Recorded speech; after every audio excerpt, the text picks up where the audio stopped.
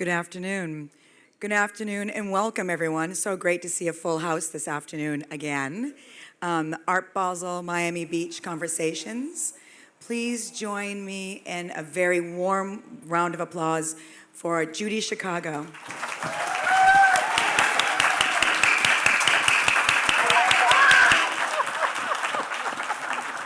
Even before I talk? In conversation with Jeffrey Deitch. Thank you very much. Well, thank you so much, Mary. And what an honor to be here with Judy Chicago, who's been a hero of mine for so many years and a hero to so many people. So we're going to start in Chicago. And where are the images? Where's the PowerPoint? There. Okay. Okay. Next one, I think, Jeffrey. Okay, that's our overview. But let's start in Chicago. Who's got the thing? Okay. Oh, yeah, the Okay. next one, right.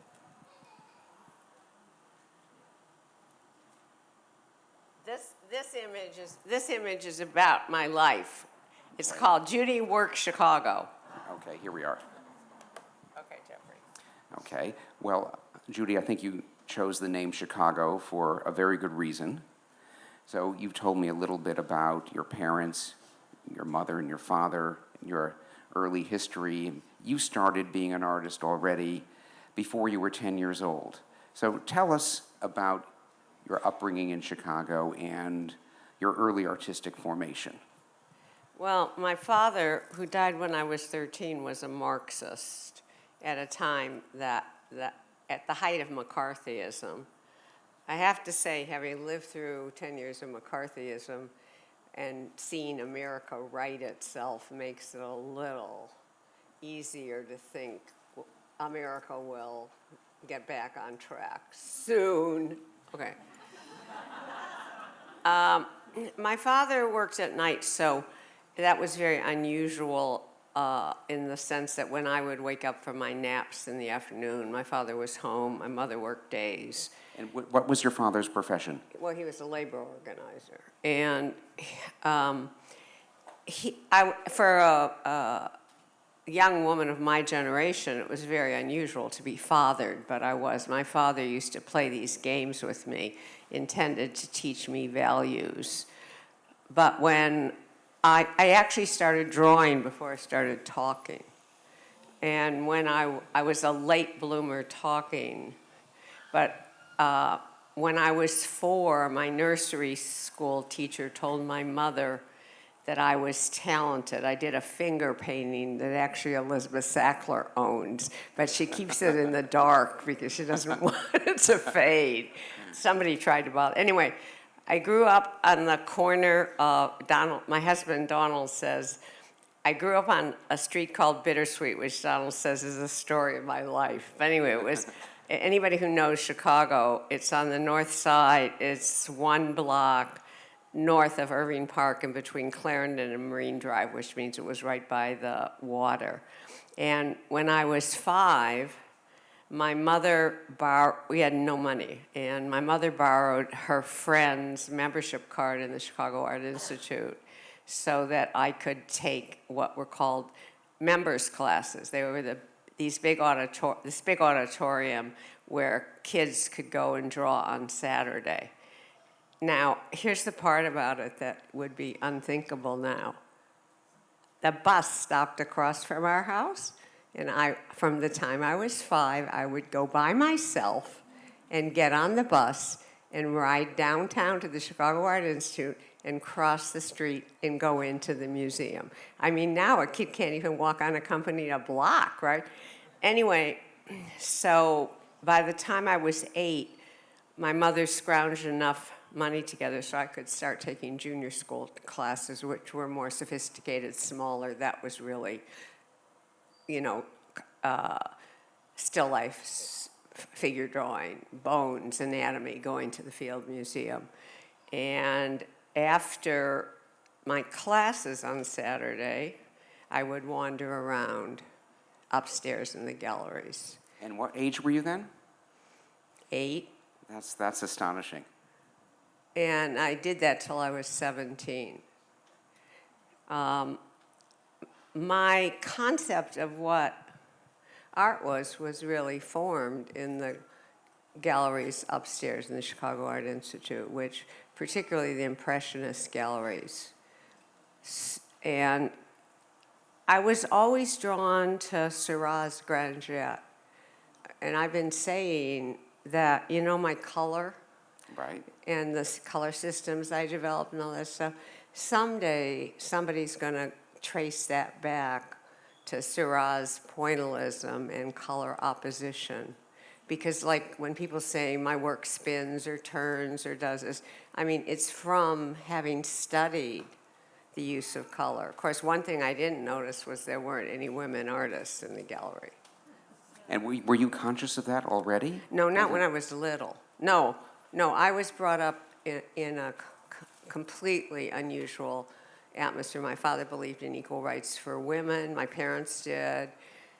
They never bothered to tell me the rest of the world didn't quite agree with them. But my father used to have these political discussions in the house, and everybody would participate. He would call on everybody, including the women, and including me. He expected me, even as a child, to participate. And he was training me to, my father really was of that generation, thought they were going to change the world, and he was training me to think that I had an obligation to make a contribution. And that started from when I was really little. Well, this is a fascinating story, and it shows the value of this free and accessible public education, particularly from the Art Institute. Oh, You were a great beneficiary of that. well, it wasn't free, actually, Jeffrey, it wasn't. I mean, no, it wasn't free. I mean, that was one of the challenges for my mother. Actually, many, many years later, when I was, let me see, I must have been 40 and my mother was 70, and the women's building honored me, and there was a designer on my board then, on my nonprofit board, named Holly Harp, and she made mother and daughter dresses for us, and they were kind of short, and we walked up in the front. I brought my mother up when they gave me the award, and I gave it to her, and I said, "This is for sending me to art school and bequeathing me your legs," because even at 70, she had great legs.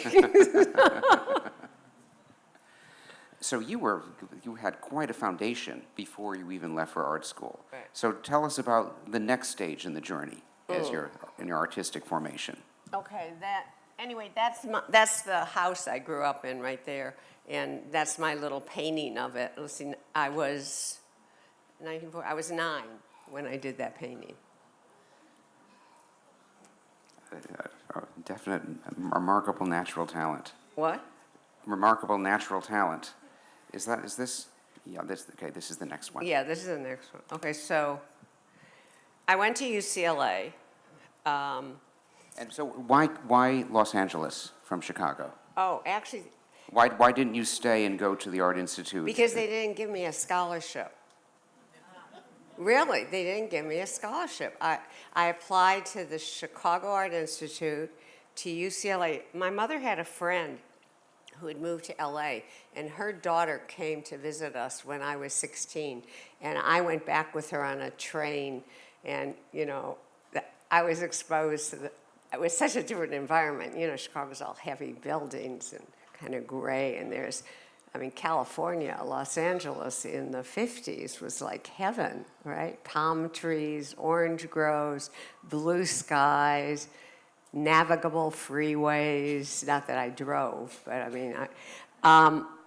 and I don't know, when I was there, I think somebody told me that UCLA had a good art department. So, but I kind of expected to go to the Chicago Art Institute. I also applied to the University of Chicago because I was always like interested. I was a philosophy minor in college. And when I didn't get a scholarship to the Art Institute, I was really upset. And I got a scholarship from my high school that I could apply for $500, that I could apply anywhere. So I decided to go to California. It was a good decision, actually. Also, my brother, many, many years later, when he was living in Japan, he said to me, let's see, you went 2,000 miles away and I went 7,000 miles away. Now who is more fucked up? You know, every family is dysfunctional, right?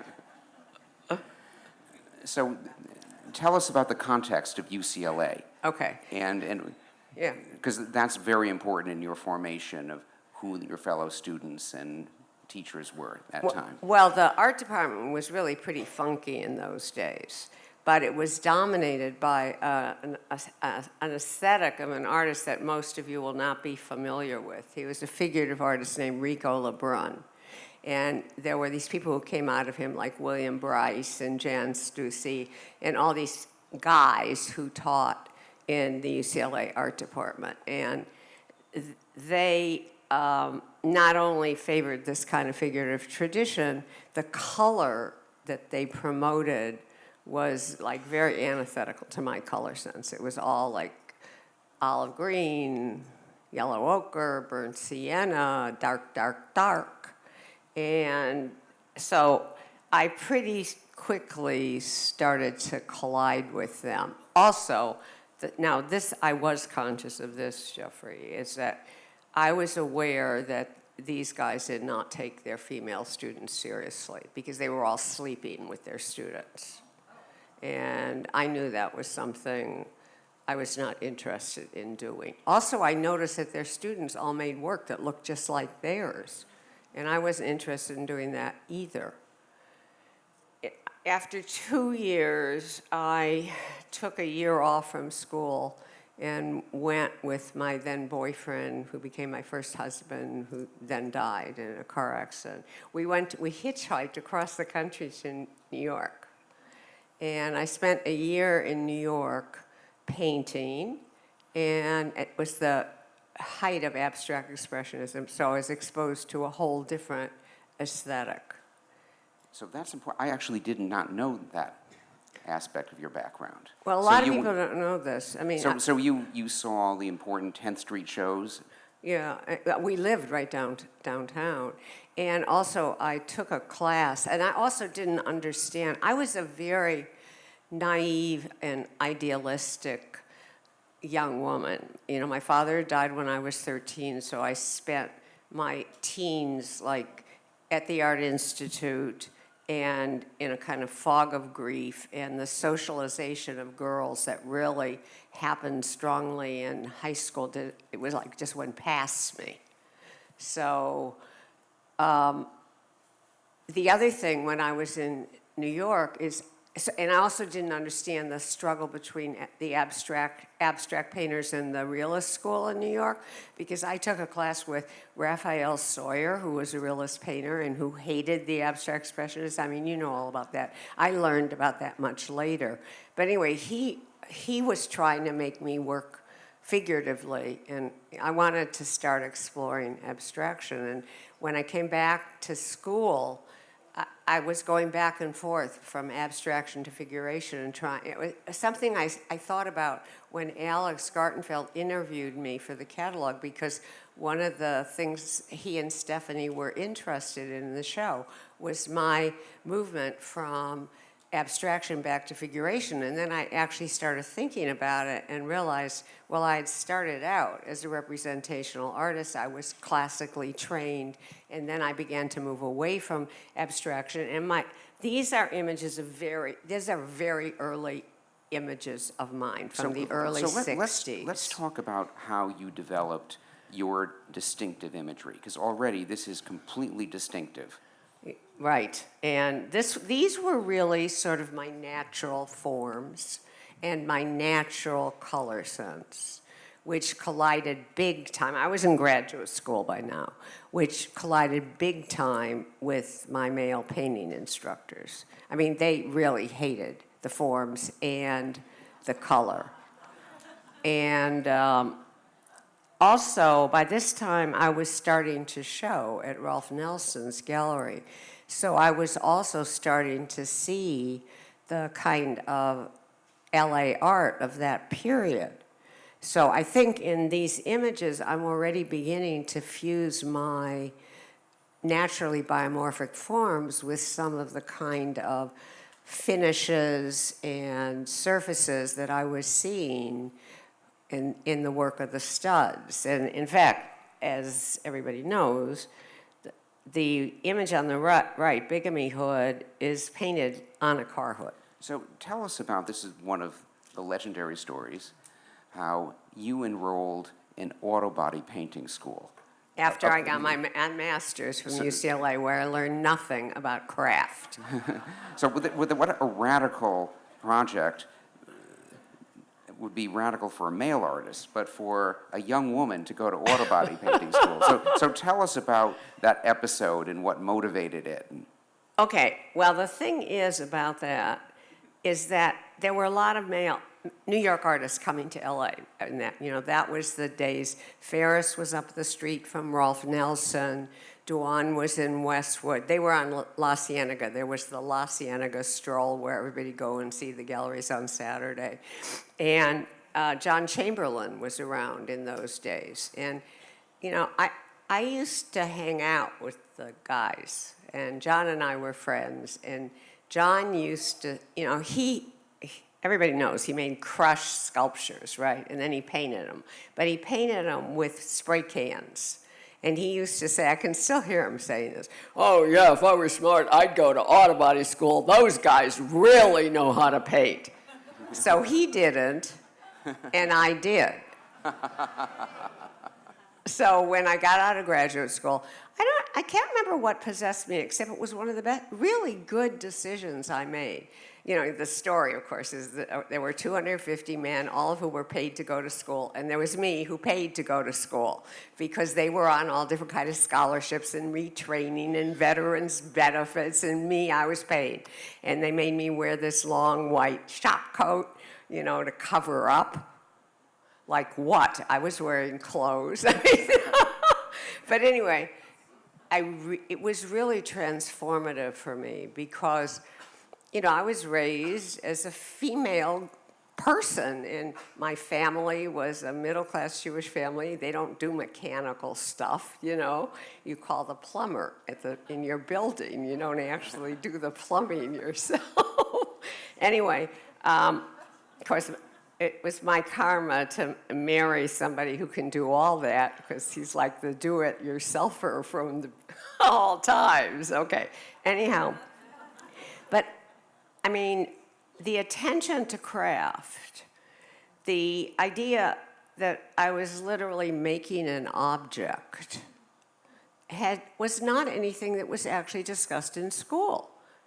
That painting or making sculpture, which I was doing too because I was going back and forth, involved making physical objects. And I just discovered that I loved to do that.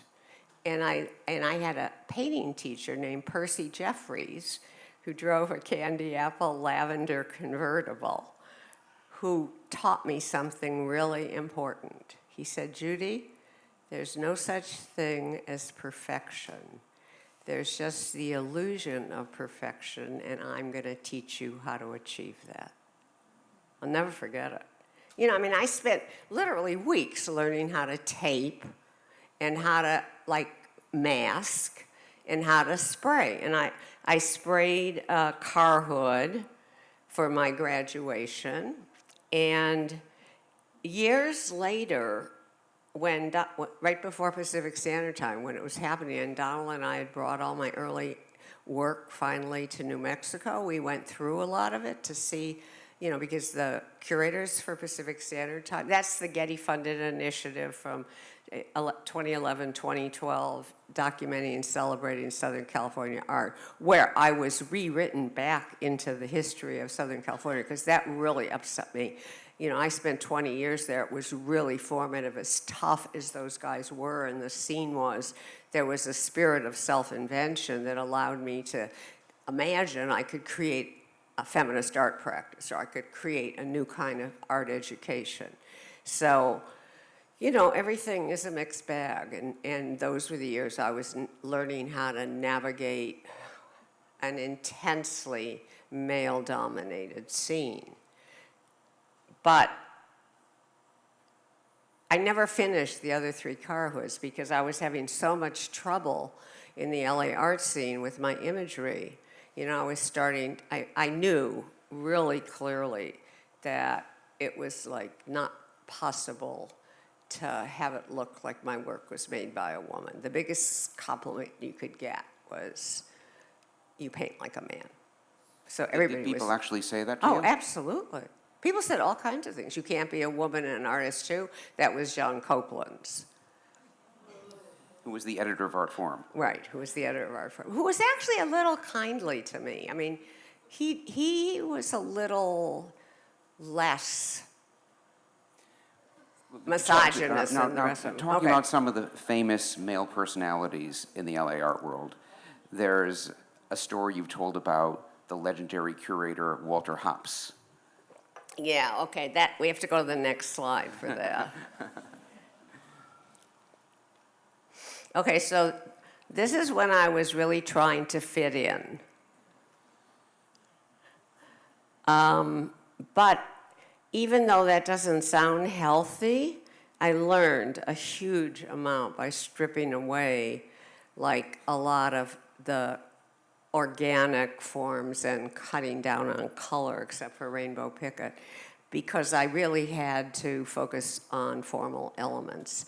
And it was through that I began to build kind of the formal building blocks for my whole career. That and all my color studies that I did to try and figure out how to create emotive states through color. It always amuses me, like there's a painting at ICA called Let It All Hang Out.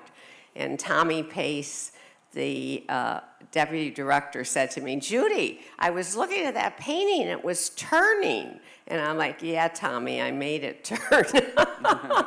Anyway, okay, so the work on the right is a piece called Rainbow Picket. And I was living in Pasadena then. It's another unimaginable thing. 3 artists. I was one of 3 artists who rented a 5,000 square foot loft above a vacuum cleaner store, and together we paid $75 a month, which meant I paid $25. I mean, but the thing is that, you know, space is essential and time is freedom. And I worked 60 hours a week in my studio because I had the time to do that, because you could live on nothing. And of course, I had a Marxist father who brought me up to think money wasn't important. So art equals money was not anything that was ever in my mind. And I keep telling this story until now that Donald and I don't want to be old and poor, and I don't like the fact that I get 47.5 cents when Larry Bell gets $1, even though I love Larry. Okay, anyway, so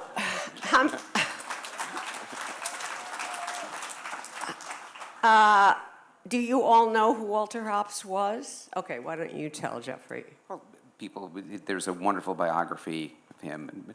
Legendary curator, the person who did the first pop art exhibition at the Pasadena Museum, the first Marcel Duchamp retrospective, very, very influential figure.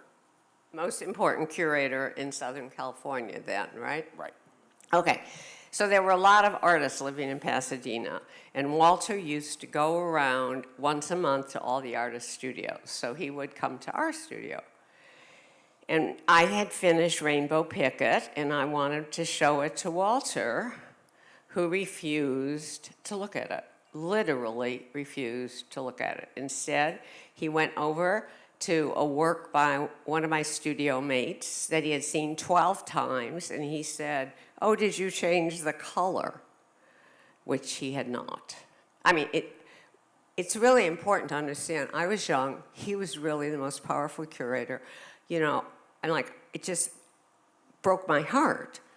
It ended up that Rainbow Picket went through Rolf Nelson to this really important minimal show called Primary Structures at the Jewish Museum in New York in, 67, right? It was curated by Kiniston McShine, and basically that was the opening show for the movement of minimalism. Right, and there were like 3 women in the show. and 42 male artists, something like that, right? So, I was so naive, I didn't even know. And of course, this is one of the things that happens when you're like kind of on the fringes. Like the guys would have said to each other, you're in a New York show, get on the plane. Nobody said that to me. I had no idea I was supposed to get on a plane and go to New York. Anyway, so I didn't go to the opening. I didn't understand the implications of it. It broke my heart. Eventually, I couldn't afford to store a lot of my early work, which I'm going to come back to because of our show. And years later, I met Walter again when he was in Washington. And, it's so interesting what's been happening this week is people are having the opportunity to actually see my work because I keep going back to what Walter said. He said to me, Judy, he said, I know you hated me. Like, really? Anyway, he said, but you have to understand, he said, trying to explain it. In the 60s, women were either groupies or artists' wives. So when I would come to your studio, it was as if I saw a woman pull up her skirt and roll down her stockings. I had to avert my eyes. The best part of the story was that Walter wanted me to go and say, oh, Walter, I totally understand. But the last time I saw Walter, he was with his third wife who said to me, I love your work. Anyway, so I thought, anyway, go. But what I was talking about this week is that people have been so surprised by all the work they've seen that has not been visible. And I realized that is a lot of what the art world was trying to do, was avert its eyes. And for Walter, it was because my work was stronger than the men's, my male colleagues, and he just, in the 60s, that was incomprehensible. It's like Geraldine Gerbet, I was telling you this, who did this show in my early work in Nice and asked me these questions like, did Doug Wheeler see the Feather Room? I'm like, I have no idea if Doug Wheeler saw the Feather Room. Did so-and-so see this before? Because everybody in France they were looking at the dates of that early work of mine.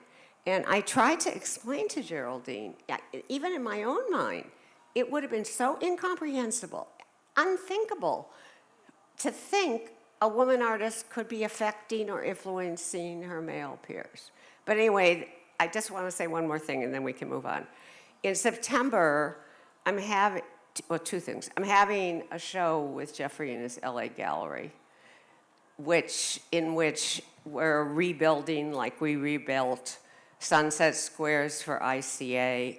Rainbow Picket was rebuilt by Ann Goldstein for her show called A Minimal Future some years ago in LA. We're rebuilding and bringing back some of the other work that I did and couldn't afford to store. And we're doing it in LA, which is where I started. And it's in a Frank Gehry design gallery. And Frank Gehry was my first landlord when he was only that weird guy putting chain link on his little California bungalow. So to come back to LA with the full body of my work is like beyond meaningful for me. And I'm deeply, deeply thankful to Jeffrey for this. It's going to be very, very exciting and very inspirational for people. So the way I met Judy is, so like a lot of people, like almost everyone here knows about the dinner party, has seen the dinner party, has read a lot about it. And my knowledge of Judy's work was basically the dinner party and her role in a feminist perspective in the art world. So I wasn't aware of this early work, only vaguely. And Pacific Standard Time in Los Angeles, 2011, was very important in bringing a lot of this out. And not just the early minimal work, but some of the performance work that we're going to get to. And so it's an extraordinary thing of one of the major, most influential artists that here 20 years of remarkable work was somehow buried. And but I found that the quality does come out, and the timing now is perfect. Tell us a little more about the trajectory of this career, of all this remarkable minimalist work, great paintings, and then the next chapters. Yeah, well, I was getting, like the painting you have in your show, Jeffrey, at Morehouse, is when I showed those paintings, Fresno fans, and the Flesh Gardens at Jack Glenn's, there was no interest, no sales, no writing. It was, like Walter said, the art world was averting its eyes.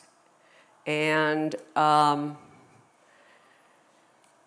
at that time, the end of the 60s, early 70s, the women's movement was beginning in America. And I read some of the early literature that was coming out of the East. And, I was having the same exact kind of experiences that all those women were writing about and talking about.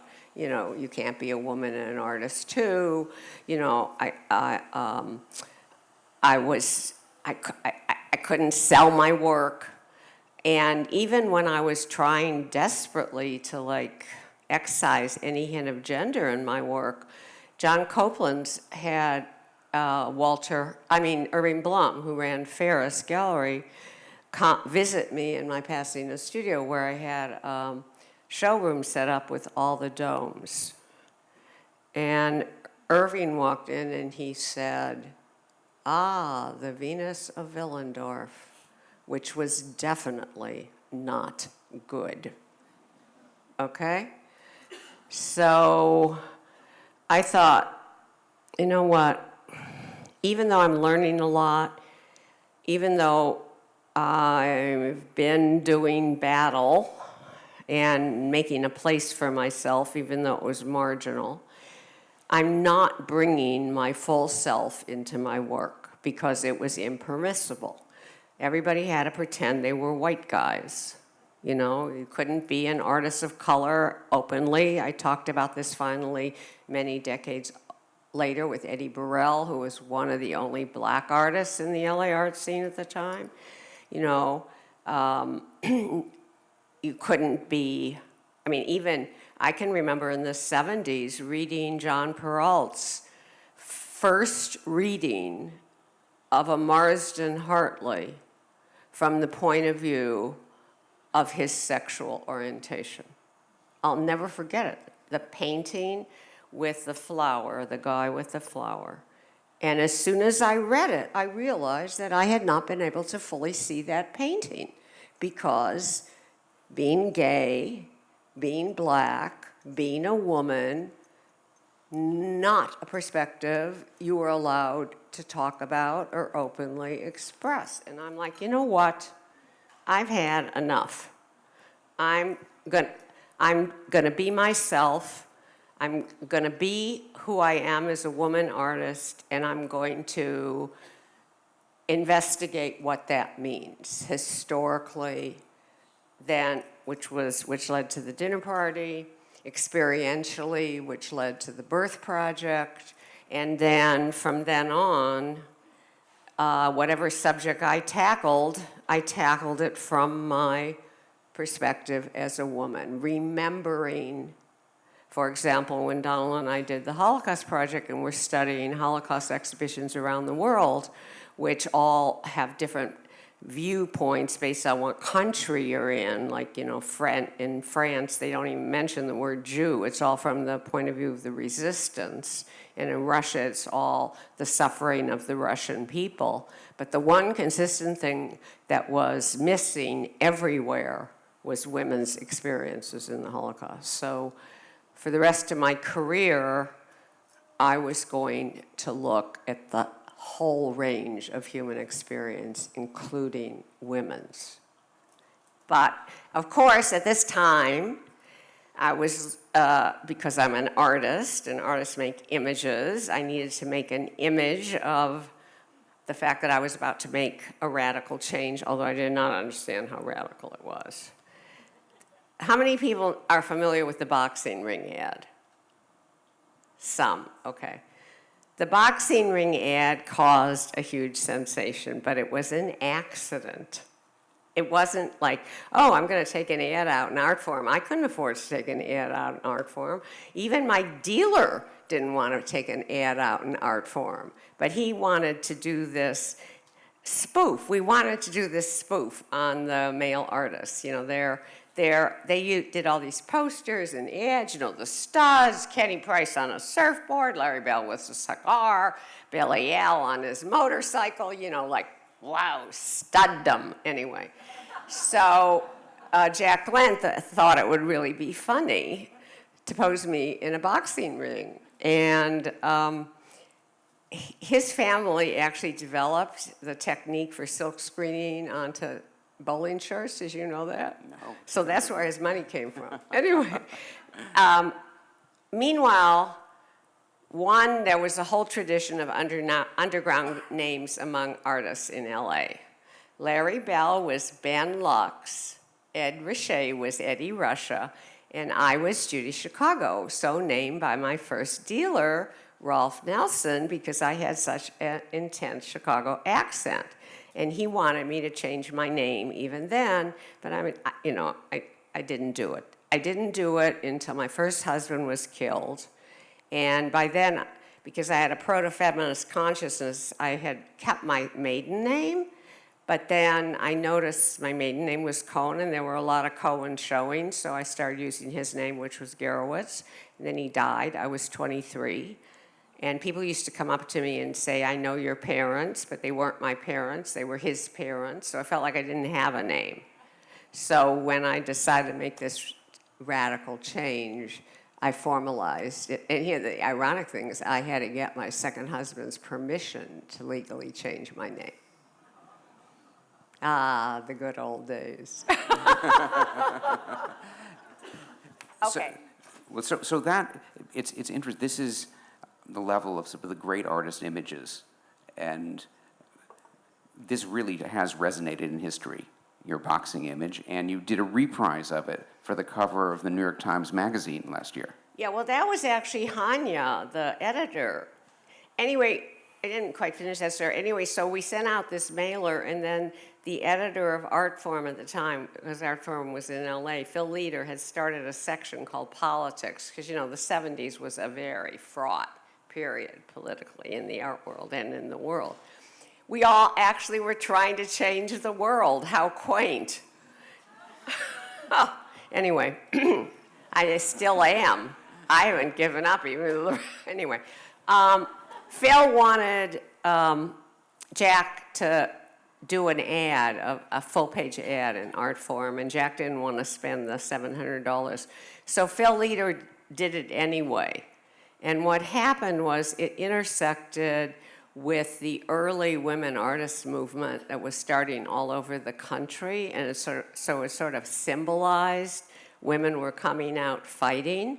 And for years, wherever I traveled, some male artist would say to me, "You want a box?" I mean, I am like the least pugnacious person, but it was pinned up all over in all the women artist studios I visited. But then last February, Hanya Yanagara, the new editor of T, decided she wanted to inaugurate her taking over the magazine, I think, by reprising that, because she was getting ready to come out fighting against all white models, all perfect models. And I mean, I don't know if people have been following T magazine, but it has become a really lively, multicultural, and diverse publication. That's Hanya. And so she also, I think, wanted to symbolize something that the art world has been quite slow to recognize, which is my influence, don't you think? Huh? So that was a landmark moment for you on the cover of T.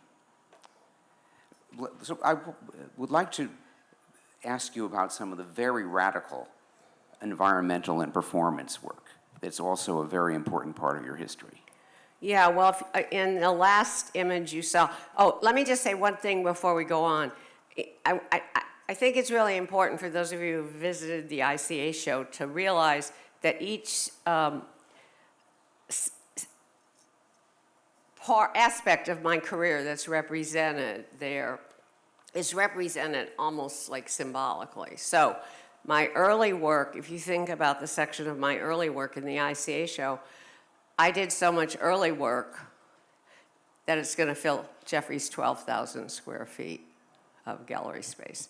The wall of birth project work, there's 10 birth project works. There are 85 birth project works. So for each one of the areas that are represented, there is a huge body of art. And that's what Jeffrey was talking about, how astonished he's been at how all that managed not to be in view, right? Okay, so I started doing fireworks, smoke pieces, dry ice.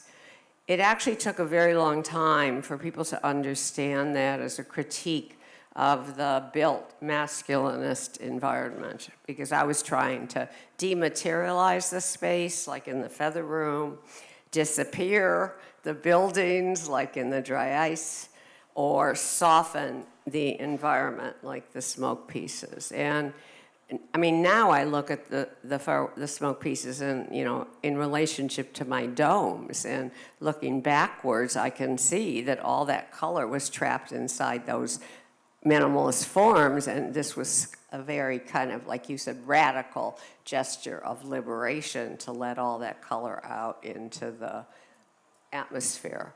That they were called atmospheres, and Pacific Standard Time gave me the opportunity to pick up where I left off. There's a whole, I had to stop doing them in 1974 for a variety of reasons, one of which was lack of support. But also, at the same time, I was trying to figure out how to bring together the content I wanted to explore about my own experiences as a woman, and then my history as a woman with my formal language that I had developed in paintings like Through the Flower, which is 5 feet by 5 feet. Also, as you saw on the first slide, learning to spray paint has served me very well in my career. I've sprayed everything: acrylic lacquer, acrylic, China paint, fabric paint, glass paint. My little airbrush has accompanied me on a long voyage. Anyway, on the bottom right is a painting that I've been talking about at ICA called Heaven is for White Men Only. It's almost 8 feet by 8 feet, and it's sprayed acrylic. And I don't know how many of you have read critiques of my work or other women artists of my generation, and read that we were so middle class, white, we did not understand intersectionality. That was a development of later feminist theory, and bad us. I'm like, really? In 1973, I did a huge painting called Heaven is for White Men Only. Now, what bars you from heaven? God, I believe it's the color of your skin, or the nature of your gender. So, I mean, anyway, I've enjoyed doing that. That painting is really, hardly anybody has ever seen it even. It's in the New Orleans Museum, and I think it's been in the basement.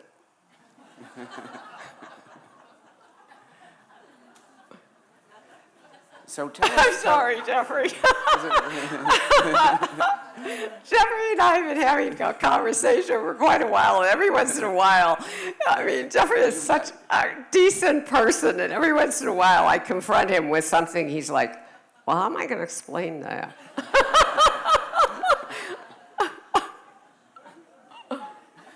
Okay, let's move on. So let's So let's talk Okay. about the communal aspect of your work. So this is something fascinating and important that you introduced.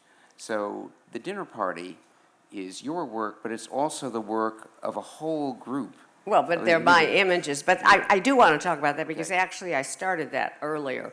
Like the smoke pieces, at a time when there was no regulation in LA, which is not going to happen when we do a fireworks piece at ICA on February 23rd. There'll be a fire marshal, and there'll be permits, and there'll be probably police, and there'll be a barrier. Anyway, things have really changed. So my friends and I just used to go out to various sites, and everybody did something. I was like my father's daughter, everybody participate, men and women. Some people lit flares, some people took photos, some people brought food, and we went all over. And also, I had organized artists' events. Sam Francis and Jim Terrell did a sky piece in the park. I did these artist events in the park in Pasadena. I always had an impulse towards collaborating, but it was always really hard to do with the guys. Really, they're like, no, it's mine. Like the idea of working in the service of a larger vision, which is what people did in the dinner party or in the birth project, I've done all my life. So collaboration always interested me. And I've gone back and forth from collaboration to working in my own hand. In fact, we're going to get to, if we get to the birth project, there's a picture of me working in my Northern California studio on a 32-foot long drawing that I'm drawing. And we posted it on my Instagram because sometimes we do like from the archives. And I got an Instagram post reply in which somebody said, I hope you're going to pay all the people who helped you do that. And I thought, my God, people cannot imagine an artist doing something all by herself anymore. So I've gone back and forth. Now you just, there I am right there. No assistance. But it is true that I had to have assistance when I started working on the dinner party because it was way beyond. I'm sorry. Yeah, okay. Because it was so much bigger than I could do by myself. And since everybody knows the dinner party, I think we can just move on to the birth project and talk about collaboration there. Are you okay with that? Sure. Yeah, okay. So the birth project grew out of two things. My interest in the absence of images of birth in Western art, and the fact that after the dinner party, I lost everything as a result of the highly successful dinner party. Whatever money was made as it traveled around the world in an alternative grassroots field tour was made by the organizers. And I was very confused that summer after the dinner party went into storage after its initial huge success. But I still had a burning desire to make art. And I wanted to tackle the subject of birth. And what I did have was a potential labor pool, because as the dinner party traveled around the world, I got literally hundreds of letters from people saying, if you ever do another collaborative project, I want to volunteer. And most of those people were needle workers, which was very coincidental because I had already figured out that tackling a subject so outside the lexicon of art and so raw that I would need to translate the images into needlework as a way of softening them. Because, it's very rare for an artist to work from direct experience, which is what I did. Through study, interviews, watching videos, talking to people, learning about their birth experiences. And then at that time, I was thinking of myself, probably because of what I saw the impact of the dinner party was as it toured the world. That changed me, Jeffrey.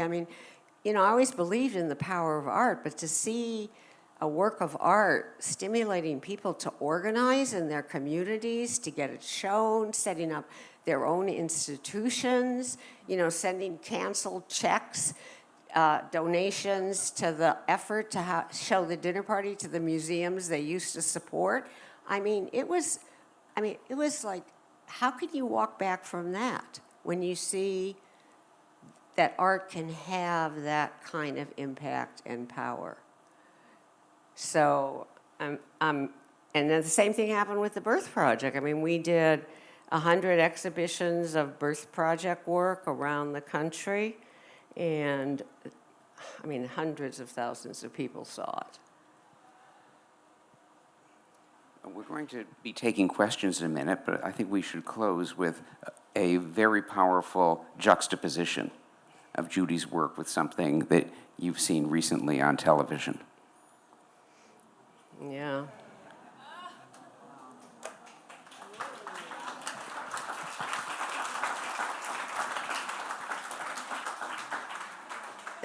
The sad part about this is I did power play in the early 1980s. Three Faces of Man was done in 1985. It sprayed acrylic and oil on Belgian linen. And somebody sent me this article from Basel magazine and this headline. But of course what Jeffrey was talking about in relationship to this, you were talking about how one series after another, as it's becoming known, Right.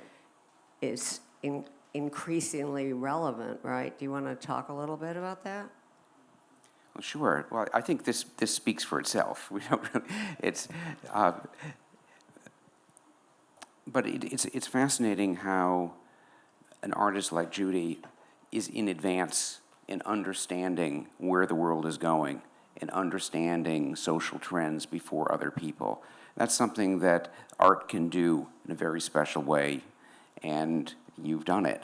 And now, looking back at your career, we can see how you were in advance of consciousness and shaped consciousness through your work. Well, I wish this wasn't true, but I've always been more comfortable with the truth. I just have. I'd rather know the truth. And it served me well. I knew what I was facing in the art world. I knew what I was facing. And if I hadn't been able to name it, I might not have been able to overcome it. So I get interviewed a lot by young women who are always asking me about change and how much change there's been and how frustrating it is to them because change is so slow. And I'm like, right, click, click with the mouse. Don't like that shape, just change it, right? It gives you a false sense of time. And it's really important. I think there are a lot of people who feel that our government does not represent their views or who they are. And in fact, I don't know if there's ever been such a big gulf between the consciousness of the nation and the stranglehold of control over a small group who remain in power. Do you think? I can't remember that. And in order to make change, I think one has to have a really long historic view and understand that people don't give up power voluntarily. And if we want to get rid of this, it's going to take men and women working together for a very long time to overcome it. I feel very, very fortunate that I've had the opportunity to spend 6 decades in my studio trying to make a contribution and trying to contribute to a really deep and profound change in our culture. We're just not there yet.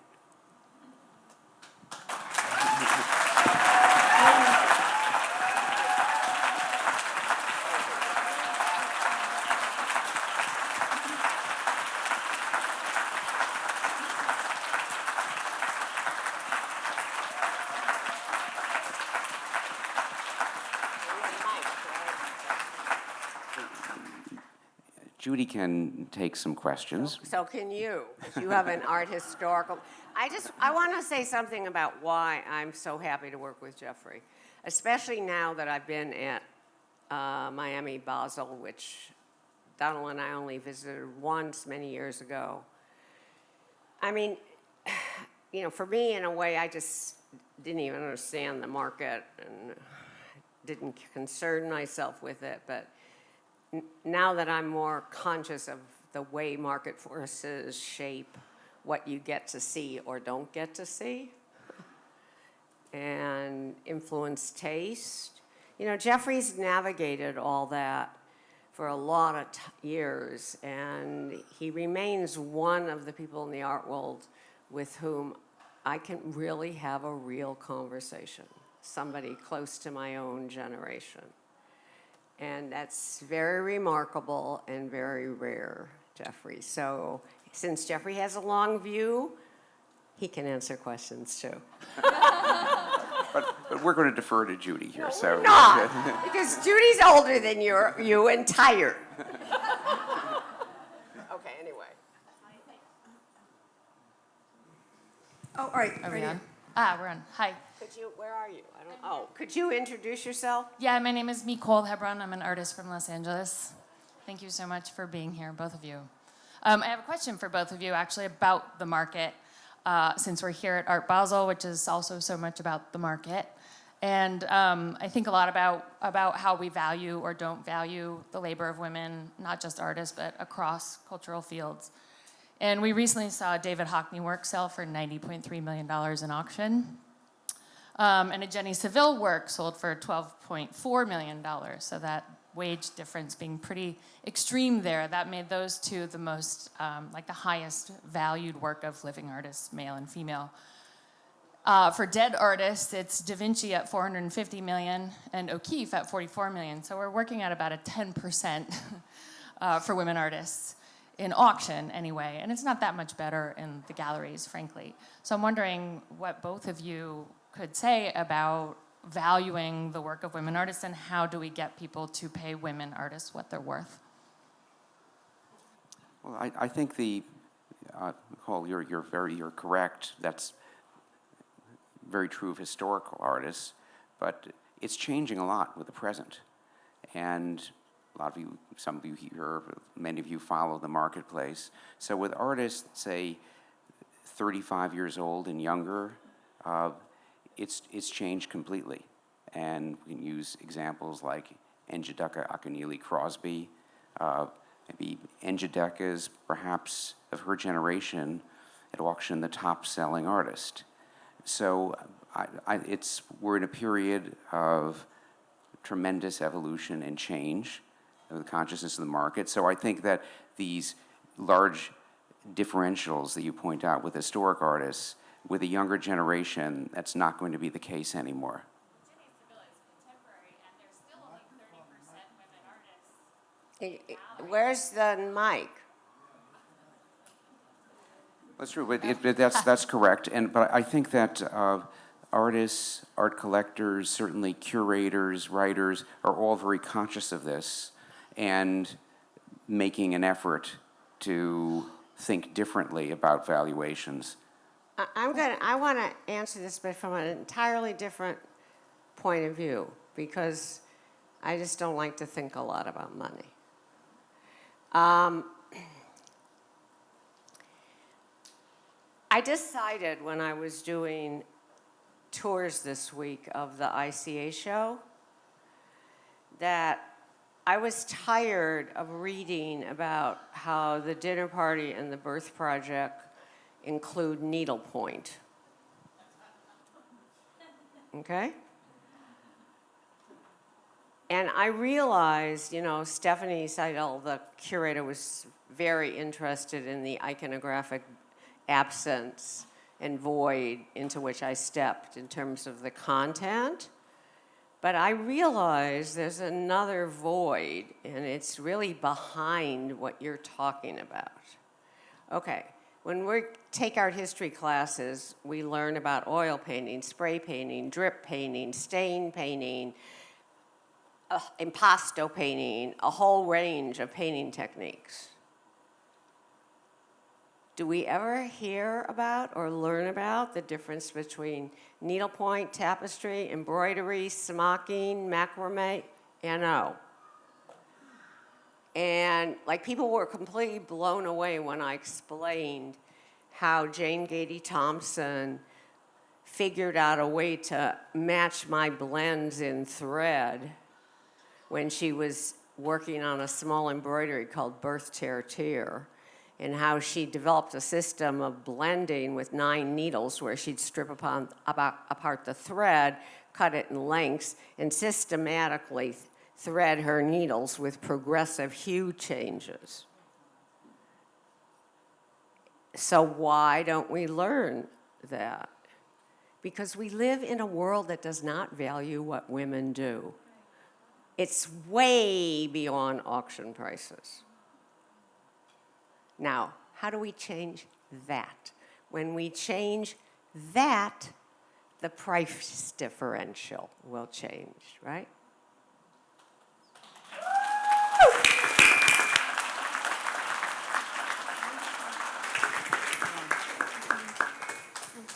Hello, Who are you? my name is Adria Peter. I'm currently a sophomore in high school for the arts, and recently we have done a project inspired by your by your dinner Don't place. be nervous. Think about what you want to say. I have, believe me.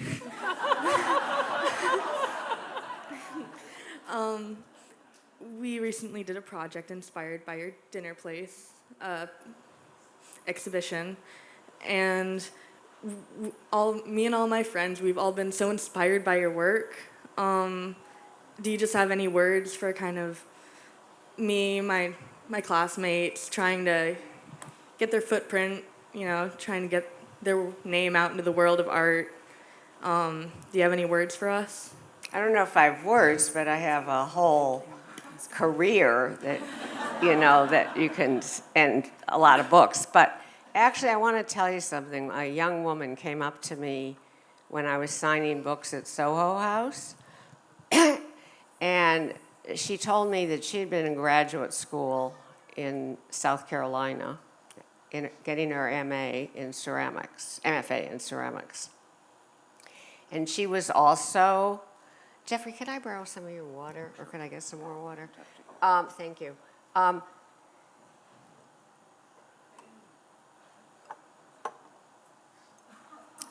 She was also inspired by me, and her work reflected that.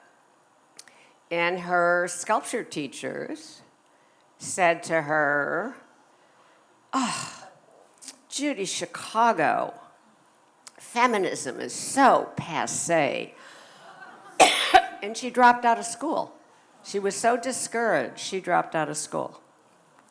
We talked about the fact, excuse me, I have to get a lozenge. We talked about the fact that if her professor was looking at a work inspired by Jeff Koons, he would never have said that. So what I'm saying to you is that I'm very flattered that you're inspired by my work. I think it's very important for us to build on what has been done before as women, as opposed to repeating the same cycle. But you have to be prepared for the fact that you're still going to have to navigate a world that is inhospitable to women. And you can learn a lot from my career about how I did it. You can build on that, like I built on what I learned from all the women I represented in the dinner party.